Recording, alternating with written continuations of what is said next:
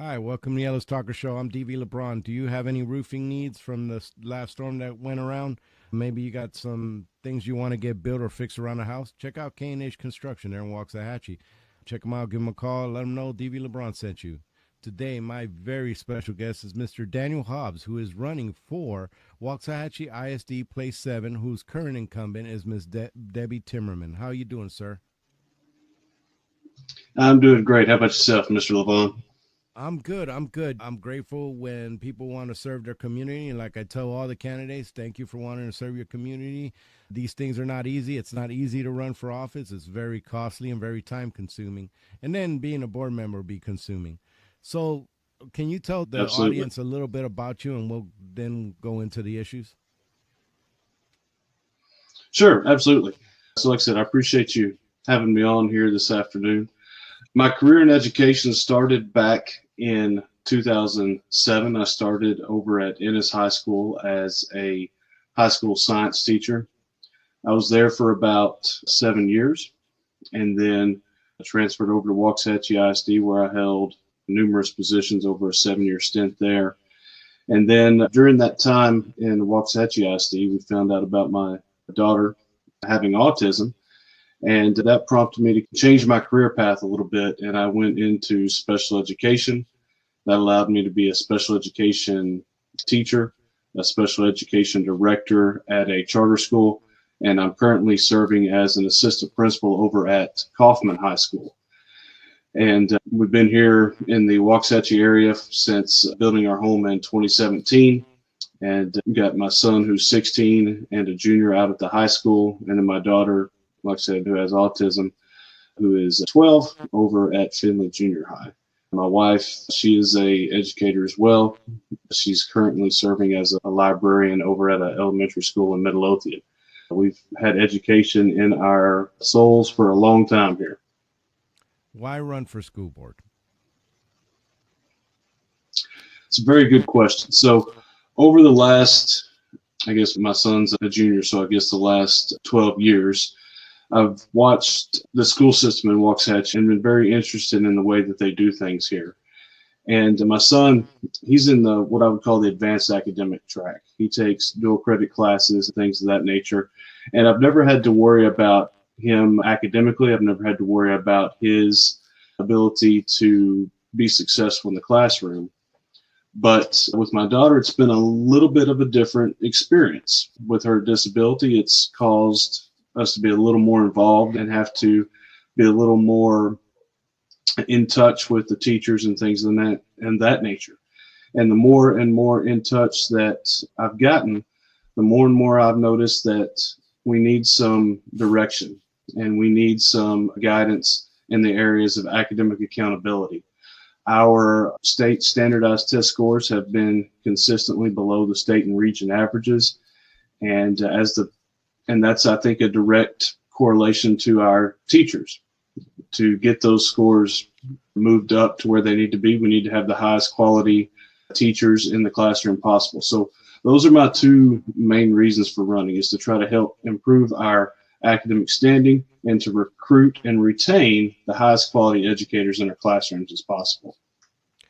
What would you bring to the board if you are elected, you personally? Yeah, being a current administrator, like I said, assistant principal over at Kaufman right now, I am very involved in the accountability system and knowing exactly the ins and outs of how that works. And to be able to get our accountability scores up, you've got to know the system. You've got to know how to, for lack of a better term, play the game and know where you need to focus. One of those focus areas is now rephrased to the term supergroups. And one of the supergroups is our special education population. So focusing in on our SPED students and making sure that they're getting the highest quality instruction possible.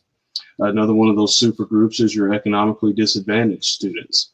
And so, again, focusing on their particular needs, because that student group gives you a opportunity that other groups don't have based on their needs coming to you. So there's lots of different pieces to making the district better academically, and if you don't have a very intimate knowledge of how that system works, you can't ask the questions and spur the ideas and gain insight and provide additional perspectives that other people may not be thinking of if you don't understand the system. One of the things that is important with serving on a board in a community is being transparent. How important is transparency to you, being available to your constituents, to parents, to teachers, etc.? Yeah, if you go on my Facebook page, one of the very first posts that I made was the definition of integrity and how I defined integrity. And my promise to the community, my promise to the staff members of Waxahachie ISD and anybody involved with the school system is going to be, if you ask me a question, I'm going to answer you as honestly as I possibly can and with the highest amount of integrity that I possibly can. Now, of course, there are things that are prohibited by law from discussing, and of course, you have to maintain the confidentiality of those things. But I'm not going to skirt the issue. I'm going to answer the individual's question the best way that I can, the best way that I know how, and I will be transparent. I'm not going to shy away from the hard questions. I'm not going to hide behind the confidentiality unless, again, I absolutely have to. How about accountability? Because that's a word that's thrown around, but being on the board, obviously your one employee is the superintendent, but accountability is important. Can the voters expect you to hold things accountable when needed? Absolutely, they can. And that's going back to one of the other questions, is you can hold the individuals accountable and because you know what questions to ask. You know how to phrase the question in a manner that's going to elicit a response that is going to be able to divulge into greater conversation. And again, if you don't understand the system, the accountability system specifically, it's really hard to ask pointed, meaningful questions of the individuals making the presentation. What can teachers and students and parents expect of you if you were elected to the board? The expectations is what I would expect of a board member, is that they're going to be actively involved in the discussion, that they are going to be prepared to vote on whatever the issue is, that they're going to come to the board meeting having read the agenda ahead of time and the agenda items ahead of time, that they're going to have potentially questions scripted out of what they're going to ask the individuals that are presenting and asking for the board to vote about whatever the agenda item is, and that you're an active participant. It's not let's just sit back and 7-0 vote. Okay, yeah, let's do that. That's not the way that I feel the board should operate. I think the board should be an active participant in the educational process. And there's a lot of people that think the board is just there to hire and fire the superintendent. I wholeheartedly disagree with that statement. The board, in my opinion, should drive and set the goals for the district. And if the district leadership is not meeting those goals and expectations as the board has set, I think there has to be some tough discussions that have to be made about those particular individuals if it comes down to that. Definitely. Now, one of the things that as a board member that you will be in charge is taxes. And the big discussion in Texas in general has been property taxes and how they're affecting people and how some people are being priced out of home. And as the school is the largest portion of the tax in Ellis County, each taxing school. I wanted to know, when tax time comes around, what can people expect from you? How will you approach setting tax rates? Yeah, that's a very interesting question there. And the reason being is because there's so many different facets to that decision. It's not just a situation where you can blatantly say, oh, I'm going to vote to cut taxes. Because at the same time, the school district still has to operate. The school district still has to educate the almost 12,000 students that Waxahachie ISD has. And their primary source of income is property taxes. So the best way that I know how to answer that question is every decision I make, whether it's a board decision, a tax rate decision, or whatever the context is, I'm going to make it with what I feel is in the best interest of the students. And if that means that we're going to have to raise the tax rate somewhat, then I think in the best interest of the students, then we're going to have to do that. If it's in the best interest of the students that we can cut back a little bit and we can still provide the students with the highest quality education possible, then we'll scale back on the tax rate. Now, I will say this. Right now, Waxahachie ISD is paying around $500,000 back to the state in what's called recapture. I think it's the exact number is $483,000, so almost $500,000. That, to me, the recapture program works when you are taking in more property tax income than the state thinks you should. So to me, that means that we can probably scale our tax rate back. So why, in my mind, why should we be taking money from the Waxahachie ISD taxpayers and giving it to other school districts? Let's pull our tax rate back a little bit, decrease that $500,000, preferably eliminate that $500,000 that we're just giving back to the state because of the recapture program. So initially, I think there's some room that we can pull the tax rate down. But again, as the needs of educating students comes forward through the future, it may be necessary to then start inching that tax rate back up. There's been a lot of discussion of the different cuts and different budgeting things that schools throughout North Texas have had to make because of, for many different reasons, people blame the state not raising their allotment. There's a lot of different reasons that go into school funding's a beast. But when you're sitting there during budget time, and you will be doing the budget, what approach will you take to the budget, and what would you say are cuts that or things that are unacceptable? No way you're not going to support. Yeah, so when you look at the budget, to me, the first unacceptable is if you're going to cut something that is going to directly impact the education of the students. Because ultimately, that's the school district's job, is to provide for the education of its students. Now, that looks at a lot of different pieces. So now the first layer of that's going to automatically be impacting the students' education is the classroom teachers. So that would be an area that not only do we have to be very careful of, but we probably need to look at ways to make sure that we're increasing that budget area, that we're supporting our instructional staff.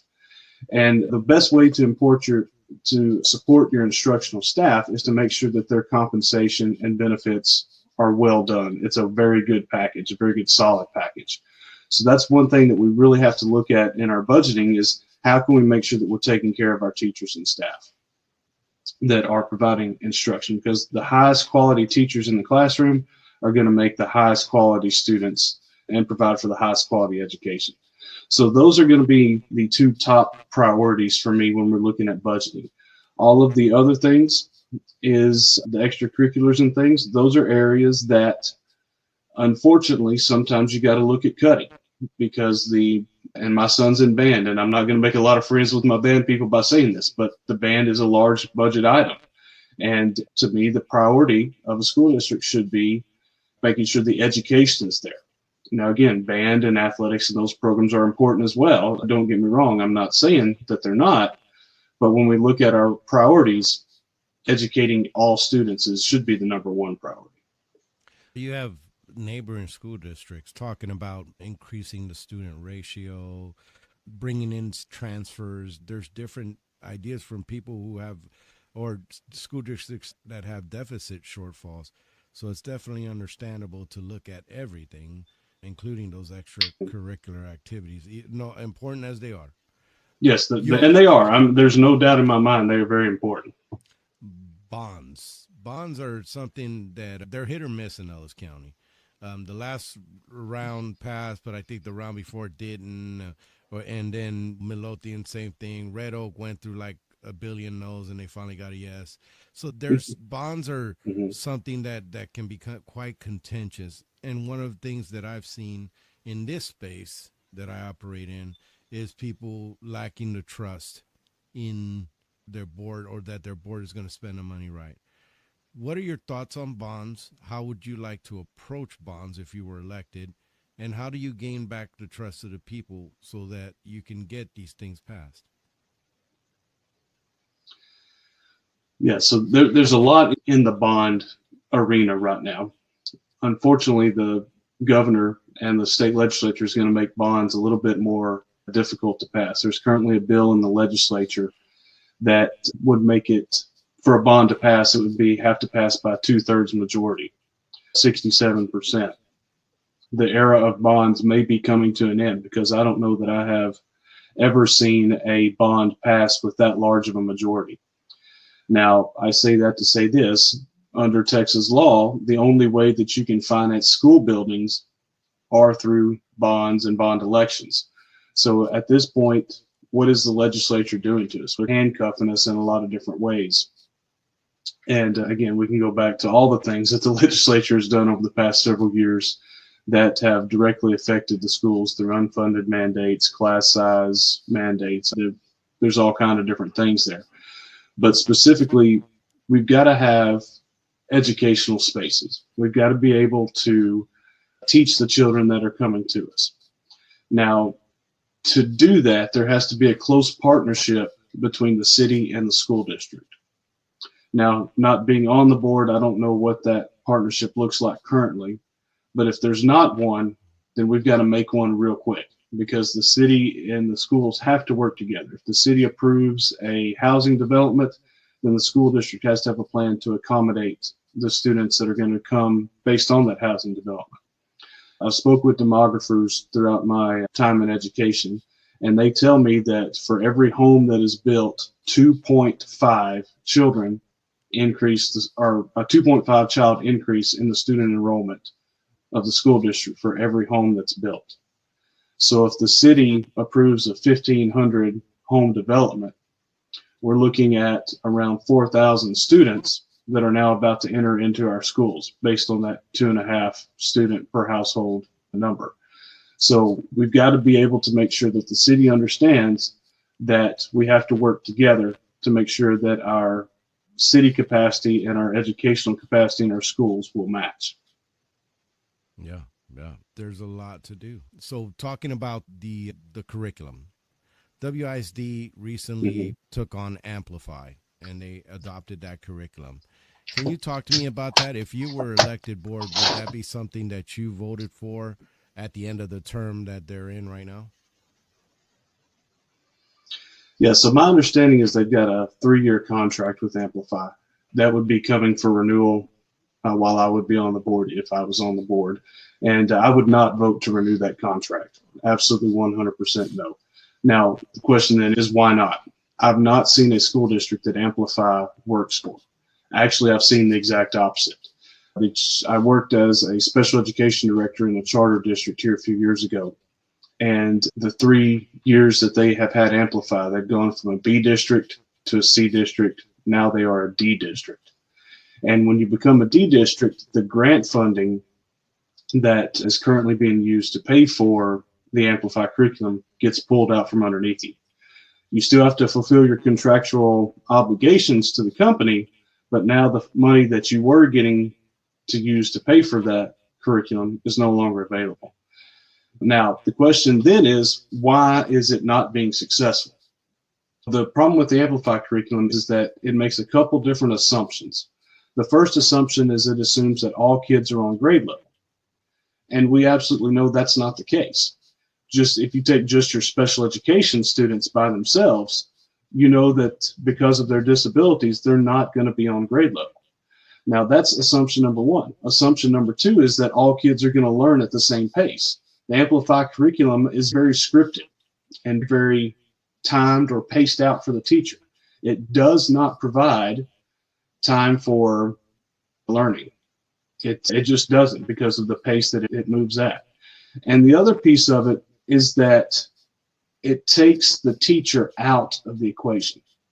Our biggest asset as a school district are our teachers and our teachers' abilities to customize the lesson to the needs of the students. Amplify does not allow you to do that.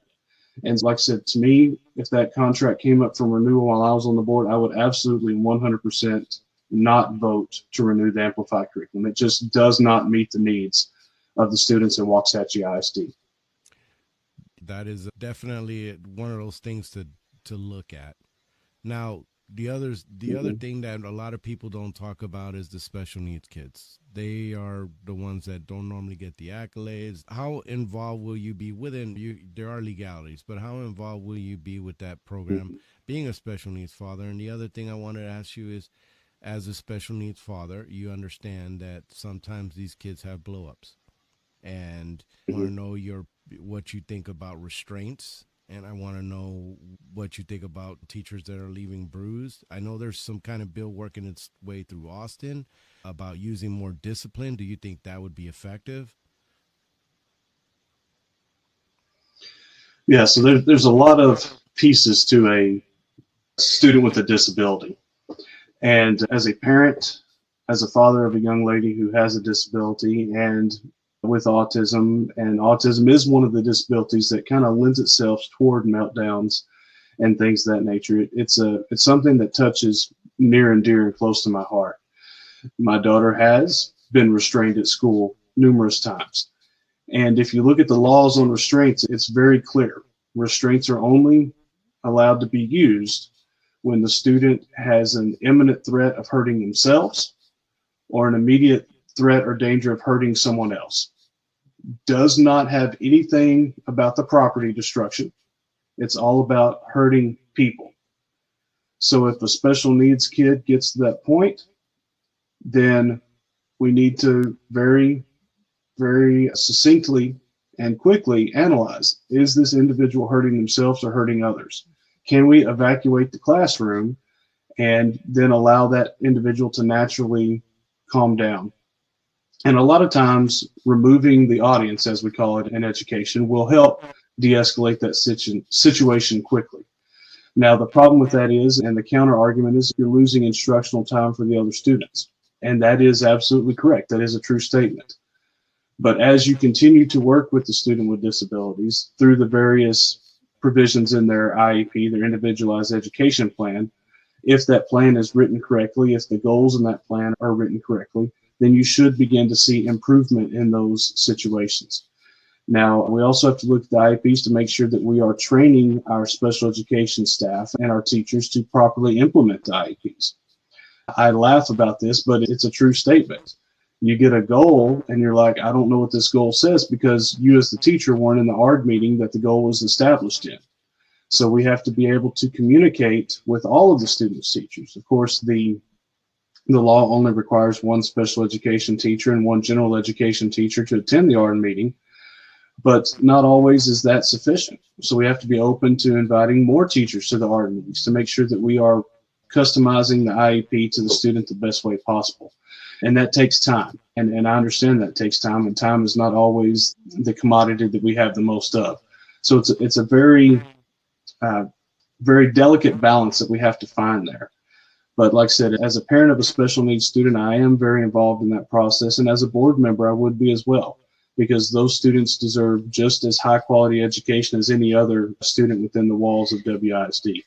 There's different movements that are going to try to, or that are working to outlaw those kind of restraints, because they can be traumatic for the kids, that and seclusion. And there's just, when a special needs kid, an autistic gets to that phase of blowing up, there was a lot that happened before that maybe could be trained on to see, that educators could train to see, so that it doesn't get to that point. You can't stop all of them, but I think it's worth a look. Right. There's a Guy Stevens over at the Alliance Against Seclusion and Restraints that's doing great work with that. For those of you parents that want to know, CTE. Yeah, and the biggest tool that you can do with those behaviors is what's called an ABC chart. And what you do is you chart what happened. The A is the antecedent, what happened before the situation. B is the behavior. And then C is what is the eventual outcome. What's the cool down? How long does those things take? And as you use that 3-column chart to chart these behaviors, you'll start to see patterns develop. And then you can say, hey, it's always around 30 or 40 minutes before lunchtime. Now you start thinking, maybe this kid is hungry. His lunchtime last year was 30 minutes earlier than it is this year. So maybe we need to give him a little snack or something to hold him over till we get to lunchtime. And so you start to see those patterns evolving, and a lot of these behaviors can then be intervened with and prevented. In a more effective manner, because once you put hands on a kid, it's almost impossible Absolutely. to get them back to education. So CTE went over there to Waxahachie High School, their CTE building, and I got to see their barber, and I got to see their mech, and I got to see their welding, and I got to see their carpentry. It was amazing. I highly recommend that you take a tour of that. Mr. Harrison, who's over CTE, I know he would love to give you a tour of it if you haven't seen it already. But what are your thoughts on CTE and ROTC and keeping that around? Yeah, those are absolutely great programs that we need to continue, programs that we need to bolster. And actually, those types of programs are part of our accountability system through the Career College and Military Readiness Indicator. Waxahachie ISD is currently at about 67% on the Career College and Military Readiness Indicator. And bolstering the CTE programs is one of the ways to improve that metric. So the more CTE programs we can have, the more industry-based certifications that we can offer that fulfill the requirements of the Career College and Military Readiness Indicator, the better off we're going to be. And here's something in education that I think we've gotten wrong. And a lot of people aren't good at admitting where we failed, but I think this is one. Back as I was graduating college and getting into education back in the late 2000s, the push was for every student to go to college. And so what we've done by doing that is we've got this surplus of folks with college degrees. What that has created is it's created a deficit of tradespeople, your HVAC technicians, your electricians, plumbers, people of that nature that are very much needed in our environment. We've got to have people to unstop the pipes when those things happen. And so these CTE trades and CTE classes help prepare students to move into those manual trades. And I'll be quite honest with you, some of those manual trades like that make a whole lot more money than I do with my bachelor's and master's degree in education. And so we messed up a little bit in the world of education by forcing so many kids to go to college, or not forcing, but encouraging so many kids to go to college. And now I think we're trying to come back to the idea of we need tradesmen. And like I said, the CTE classes are a great way to introduce a lot of students to those and allow them to find a place where they feel comfortable, where they feel that they're going to be successful, and ultimately find something that they enjoy doing that could provide monetarily for their families for a long time to come. Yes. Unfortunately, we're coming to the end. I want to apologize to you and my audience for being so under the weather. I wanted to get through this interview and have you on, my friend, and have you talk to the people, because election time is coming up in May, and I'm going to have the incumbent on here soon and have her come on, Miss Timmerman, and talk. But on my show, my guest always gets the last word. So I'm going to go ahead and shut up and give you the mic, my friend. All right. Like I said, sir, I appreciate you allowing me to come and onto the show and visit with the constituents here in Waxahachie and the greater Ellis County area. And I appreciate the opportunity to run for a position like this. We live in one of the greatest countries in the world that allows us to be able to do this. There are some countries out there that don't have the freedoms to be able to run for elected office and allow their skill sets to be used for the greater good.